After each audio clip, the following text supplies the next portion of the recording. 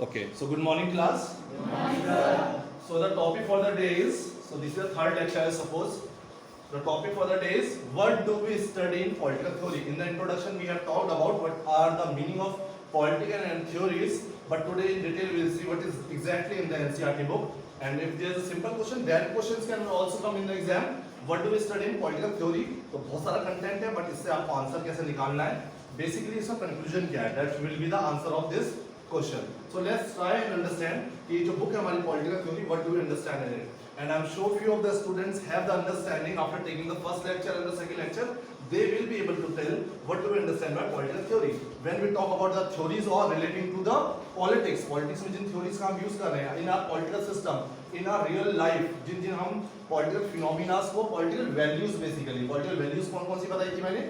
Freedom, democracy, justice, equality. These are the some of the important values of our politics जो political life में use करते हैं.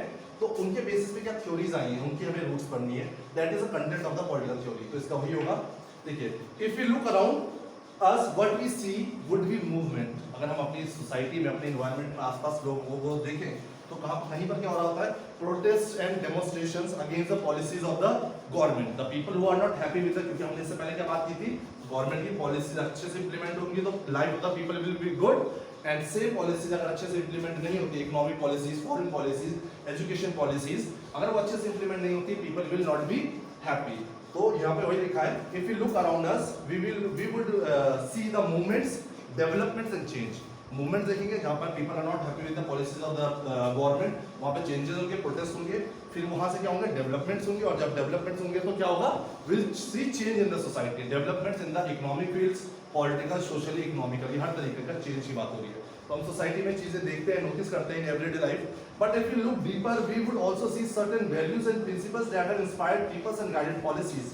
But if you see deeper now as a student political science, आपको development ऊपर ऊपर की चीज नहीं देखनी कि कहाँ पे प्रोटेस्ट चल रहा है, डेमोन्स्ट्रेशन चल रहे हैं, गवर्नमेंट की पॉलिसी के अगेंस्ट फार्मर्स प्रोटेस्ट कर रहे हैं, ये तो सबको दिख रहा है. बस as a student of political science you have to study some political values जो इन पॉलिसीज को कहीं ना कहीं डायरेक्टली और इनडायरेक्टली इफेक्ट करते हैं. It's written here. But if you look deeper, क्योंकि हमें डीपर ही देखना है पॉलिटिकल थ्योरी में, we would also see certain values and principles that have inspired people and guided policies. जो नई पॉलिसीज बनती है, लोगों को गाइडलाइंस मिल रही हैं, कैसे हमें आगे बढ़ना है डेमोक्रेटिक कंट्री में, वो सब कहाँ से गाइडेड है? कहीं ना कहीं हमारी पॉलिटिकल वैल्यूज और प्रिंसिपल्स से. जैसे कि आइडियाज कौन से प्रिंसिपल्स हो सकते हैं, कौन सी वैल्यूज हो सकती है? Like democracy, freedom and equality, justice भी हो सकता है. ठीक है. For instance, different countries may try to protect such values by enshrining them in their constitution. हम इन वैल्यूज को प्रोटेक्ट कैसे करते हैं? We talk of democracy, we talk of equality, we talk of freedom for our country. और उसी के base में हम वेरियस पॉलिसीज, हमारी गवर्नमेंट जो भी पॉलिसीज मेकिंग करती है for the growth and development of the society, in policies का ध्यान रखते हुए करती है. फ्रीडम हो, इक्वालिटी हो, जस्टिस हो, ठीक है, डेमोक्रेसी हो, बट इक्वली इकोनॉमिक डेवलपमेंट हो, बट किसके साथ? सोशल और इकोनॉमिक जस्टिस के साथ. ऐसा ना हो कि गवर्नमेंट ऐसी पॉलिसी बना दे, सम सेक्शन ऑफ द सोसाइटी तो बहुत ग्रो कर रहा है, बट ऑन द सेम वे उसी पॉलिसी से दूसरे सेक्शन ऑफ द सोसाइटी को इतने बेनिफिट्स नहीं मिल रहे. तो ऐसा तो नहीं होना चाहिए. तो हमारी कंट्री किस पे बना हुआ है? हमारा constitution on the model of equality, कि हम कुछ भी करेंगे एक चीज बहुत ध्यान रखेंगे, equality, freedom, justice, democracy should be prevailing in our country for each and every citizen. तो ये क्या हो गया? कुछ मॉडल्स हो गए, कुछ बेसिक प्रिंसिपल्स हो गए जिसके अकॉर्डिंग हमारी कंट्री काम करती है. हम कोई भी काम कर रहे हैं, हम क्या काम कर रहे हैं? कोई भी काम कर रहे हैं डेवलपमेंट का, हम ध्यान रखेंगे सबके पास फ्रीडम हो, इक्वालिटी हो, जस्टिस हो, डेमोक्रेटिक जो कैरेक्टर हमारी कंट्री का वो मेंटेन्ड रहे. उसके ध्यान रखते हुए हम अपनी पॉलिसीज को ड्रॉ करते हैं. ठीक है. और इनको हम प्रोटेक्ट कैसे करते हैं? बोलने से प्रोटेक्ट नहीं कर सकते, तो इनको हमने अपनी जगह इंश्राइन कहाँ किया? अपने कॉन्स्टिट्यूशन. क्योंकि कॉन्स्टिट्यूशन सबसे सेफेस्ट जगह है, सबसे बड़ा कॉन्स्टिट्यूशन है, सब जिसका सब रिस्पेक्ट करते हैं, उसको फॉलो करते हैं. Who is the guardian and protector of the constitution? Judiciary, supreme court, ठीक है, हाई कोर्ट. ये लोग क्या करते हैं? प्रोटेक्ट. तो अगर सिंपल टर्म आता है who is the protector of the constitution, तो आपको पता होना चाहिए जुडिशरी, सुप्रीम कोर्ट. ठीक है. तो यहाँ पे देखिए क्लियर लिखा हुआ है, डिफरेंट कंट्रीज में try to protect such values. इन वैल्यूज को प्रोटेक्ट करना भी जरूरी है. तो प्रोटेक्ट करने के लिए हमने क्या किया? इनको किस में लिख दिया? अपने कॉन्स्टिट्यूशन में. Like you will see the Indian constitution में भी, अमेरिकन कॉन्स्टिट्यूशन में भी. If you will see the preamble of India, I think इसमें होना चाहिए प्रीएम्बल होता है ना, introduction part of the constitution. Like we have the contents in the book, do we have? इसमें नहीं है. इन मेनी ऑफ द ये है. You can see this is the preamble of our Indian constitution, real preamble जो हमारी constitution written document होता है, जैसे ये बुक है, this book can be a constitution. Constitution simple क्या होता है, set of basic rules and regulations according to which our country और द गवर्नमेंट इज गवर्न, हमारी कंट्री जिनसे गवर्न होती है वो कुछ रूल्स रेगुलेशन लिखे होते हैं। तो हमारा प्रियम्बल होता है जिसमें देखो हमने कुछ इंपॉर्टेंट टर्म्स को बहुत ज्यादा इंपॉर्टेंस दी है कि ये क्या है, sovereign, socialist, secular, democratic Republic, justice, justice की बात करें तो उसके अंदर डीपर मीनिंग है जस्टिस का, social justice, economic justice, political justice, in the same way liberty, equality, fraternity, उनकी डिटेल्स दी हैं। So this is called the preamble of our country. By reading this, you will be able to know India किस type की country है, इसका structure pattern कैसा है, democratic form of government है still, उसके अंदर क्या क्या फ्रीडम है for the people of India. तभी बोलते हैं जैसे हमारे बुक का कंटेंट्स होता है, we see the contents and you come to know कि इसके अंदर कौन कौन से चैप्टर्स हैं। डिटेल में आप बुक खरीदने जाते हैं तो वहीं पे तो नहीं पढ़ लेते हैं पूरी book, you just see the contents. In the same way अगर हमें कॉन्स्टिट्यूशन के कंटेंट्स देखना हो, it is like a window through which we can peek into the constitution. तो इससे हमें आइडिया मिल जाता है इंडिया एक ऐसी कंट्री है, यहाँ के लोगों के लिए क्या क्या फ्रीडम है, जस्टिस किस बेस पे होगी, इक्वालिटी किस बेस पे होगी, डेमोक्रेसी का कैरेक्टर और स्ट्रक्चर कैसा है, ठीक है। तो इसको हमने सेव करने के लिए, क्योंकि हमारी जस्टिस, लिबर्टी, इक्वालिटी, फ्रेटर्निटी, अगर मैं ये बात करता हूँ सोशलिस्ट, सेकुलर, डेमोक्रेटिक, रिपब्लिक, ये सब क्या है, हमारी पॉलिटिकल वैल्यूज है। इनको हमें क्या करना है, प्रोटेक्ट करना है, क्योंकि इनके बेस पे ही हमारी कंट्री के लिए क्या बनेंगे, पॉलिसीज बनेंगी। अगर मैं फ्रीडम हटा दूं, मैं इक्वालिटी हटा दूं, तो उसके बाद जो पॉलिसीज बनेगी वो डेमोक्रेटिक पॉलिसीज नहीं होगी, किसी को एडवांटेज होगा किसी को नहीं होगा, जो उसके ऊपर डिसीजन मेकिंग होगी उसमें पार्लियामेंट में डिस्कशन भी नहीं होगा, क्योंकि डेमोक्रेटिक ही नहीं है, फ्रीडम नहीं है हमारे पास, मैं बोल ही नहीं पाऊंगा क्योंकि फ्रीडम नहीं है। I will not have the right to speech और एक्सप्रेशन, मैं रिवॉल्ट नहीं कर पाऊंगा, मैं प्रोटेस्ट नहीं कर पाऊंगा, क्योंकि मुझे वो राइट फ्रीडम ही नहीं मिली है कॉन्स्टिट्यूशन में। बोलेंगे कहाँ लिखी है फ्रीडम, तो अभी हम कहाँ बोलेंगे कहाँ लिखी है, कॉन्स्टिट्यूशन में लिखी है। और कॉन्स्टिट्यूशन इसको प्रोटेक्ट कौन करेगा, कि इसमें कोई बेसिक स्ट्रक्चर में से चेंज ना हो, वो कौन प्रोटेक्ट करेगा, सुप्रीम कोर्ट, हाई कोर्ट, ठीक है। चेंजेस होते हैं कॉन्स्टिट्यूशन में, बात उसके लिए क्या होता है, प्रोसीजर होता है, पर ये बेसिक स्ट्रक्चर कभी चेंज नहीं हो सकता है। हमारी गवर्नमेंट, हमारी कंट्री हमेशा इस स्ट्रक्चर में ही रहेगी।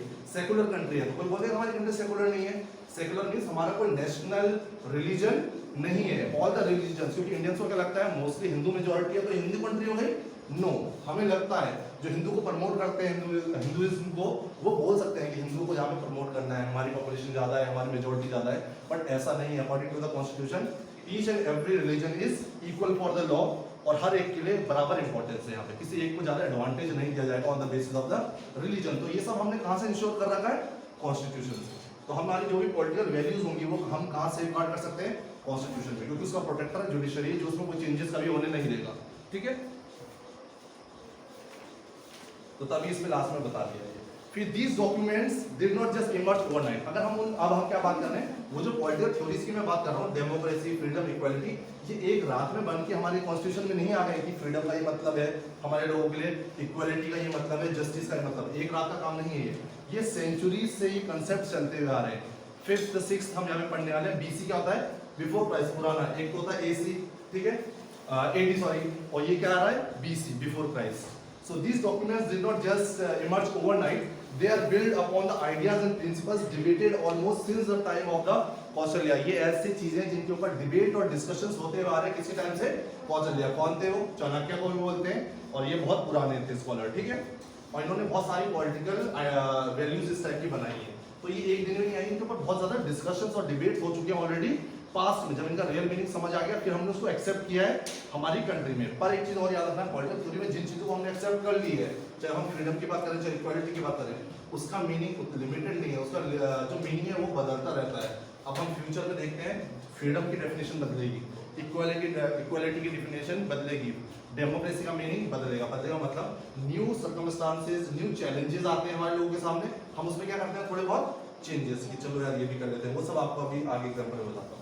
So these documents का मतलब हो गया political values, did not just emerge overnight.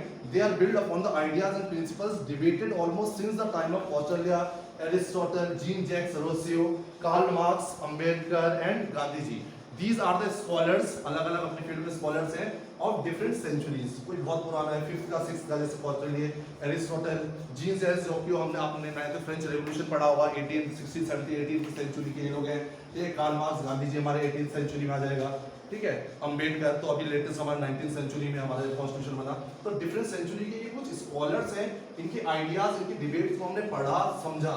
मतलब ये कोई नए फॉर्म फिनोमिना नहीं है, हम इक्वालिटी, जस्टिस, फ्रीडम की बातें कर रहे हैं, ये बहुत सेंचुरी पहले से इनके ऊपर डिस्कशंस होते आए हैं। जैसे हमने लोकल गवर्नमेंट का देखा कितने पहले से चलती आ रही थी, बट हमने उसको अभी अपनी कंट्री के अपने सर्कमस्टांसेस के अकॉर्डिंग हमने अपने कॉन्स्टिट्यूशन में लिखा है। उसमें फ्यूचर में क्या हो सकता है, चेंजेस होते रहेंगे according to the new situations and circumstances. अभी हम कोविड के अकॉर्डिंग स्कूल चला रहे हैं ना, पहले बच्चों को हाथ बुलाते थे, थोड़ा सर्कमस्टांसेस ठीक हुए, हमने बदला। अब 6 to 8 भी आ गई। अभी क्या है, वो जब आपका सेकंड पीरियड चल रहा था तब उनका टाइमिंग है। अभी हो सके हम मेन स्ट्रीम जो हमारी असेंबली बाहर होने लगे, आप लोग वहाँ पे अभी असेंबली क्लास में, तो ये क्या है, सर्कमस्टांसेस के साथ हम क्या कर रहे हैं, सिचुएशंस में चेंजेस कर रहे हैं। जिस तरह की सिचुएशन हमको उसके अकॉर्डिंग ढलना पड़ता है। तो इन मीनिंग का भी, इसका भी मीनिंग यही है, जिस तरीके से सोसाइटी ग्रो करती रहेगी, डेवलप करती रहेगी, इनका मीनिंग हमेशा चेंज होता रहेगा लोगों के लिए। तो ये बहुत पुराने कंसेप्ट है जो पॉलिटिकल थ्योरी के अंदर हम पढ़ रहे हैं, इक्वालिटी, फ्रीडम, जस्टिस, डेमोक्रेसी। ये 4-5 इंपॉर्टेंट है जो हमेशा से डिस्कस करते आए हैं, कौटिल्य, एरिस्टोटल, जीन्स, जो कि Rousseau, Karl Marx, Gandhi ji, Ambedkar. As far back, अब एक एग्जांपल दे रहे हैं, as far as in 5th century BC, कितने हजारों साल पहले, ठीक है, प्लेटो और एरिस्टोटल, दो ये थिंकर्स हैं, पॉलिटिकल थिंकर्स हैं, ठीक है, स्कॉलर्स हैं, ये दोनों के बीच में डिस्कशन हो रहा था कुछ। देखिए कौन कौन किसके बीच में डिस्कशन हो रहा है, आर्यन किसके बीच में डिस्कशन हो रहा है, which are the two scholars जिनके बीच में डिस्कशन हो रहा है। अभी तो बोला 2 सेकंड पहले मैंने। Last point, it seems that I am wasting my energy reading करते करते जल्दी चलता हूं ना मैं, बिकॉज टॉपिक शुरू कराने से पहले मैंने ऑलमोस्ट आधा पीरियड खा लिया आपको वो चीज़ बताने में, ताकि आप कंटेंट तक आ पाओ। तो दो स्कॉलर्स उनके बीच में डिस्कशन हो रहा है, जो 5th century के दोनों स्कॉलर्स थे, प्लेटो एंड एरिस्टोटल। उनके बीच में क्या डिस्कशन हो रहा है, वो डिस्कस कर रहे हैं अपने स्टूडेंट्स से। उनके स्टूडेंट्स, उस टाइम पे एजुकेशन सिस्टम होता था, अलग टाइप से होता था, ठीक है, तो अपने स्टूडेंट्स से they are talking about monarchy और democracy was better, so they are discussing whether monarchy is better or whether democracy is better। उस टाइम पे मोनार्की सिस्टम था अराउंड द वर्ल्ड, किंग, राजा, महाराजा हुआ करते थे, ठीक है, किंग सबके अपने किंगडम्स हुआ करते थे, नॉट ओनली इन इंडिया, हर जगह। If you talk about Europe, if you talk about American continent, everywhere, so they are discussing कि what is democracy and what is monarchy, कौन सा बेटर है। It means they are debating over it। कुछ students will support monarchy, कुछ students will support democracy. It means वहाँ पे discussion debate चल रहा है। तो इट मींस जो उस टाइम की मोनार्की, उस टाइम की डेमोक्रेसी थी, it is same which we are having today, उसमें चेंजेस होते रहे हैं, बट आइडिया वहाँ से जनरेट ऑलरेडी हो चुका है, समथिंग न्यू नहीं है, पर उसमें हम अपनी सिचुएशन के अकॉर्डिंग चेंजेस करते रहेंगे। अगर बॉलीवुड की अगर हम मूवीज की बात करें, मूवीज तो पहले भी बन रही थी, हमारे इंडिपेंडेंस के बाद मूवीज आगे बन रही है, तो उसमें क्या हो गया है, हम चेंज देखते हैं सॉन्ग्स में, डायलॉग्स में, एक्ट्रेस में, एक्टर्स में, ठीक है, कंटेंट में, सब कुछ क्या होता जा रहा है, चेंज होता जा रहा है। मूवीज तब भी बन रही थी, आज भी बन रही है। इन द सेम वे ये पॉलिटिकल फिनोमेना पहले भी थे, आज भी है, पूरा पीरियड एक इसमें निकल गया, ठीक है। तो ये मैं डिस्कस करूंगा फिर इन द नेक्स्ट पीरियड। अब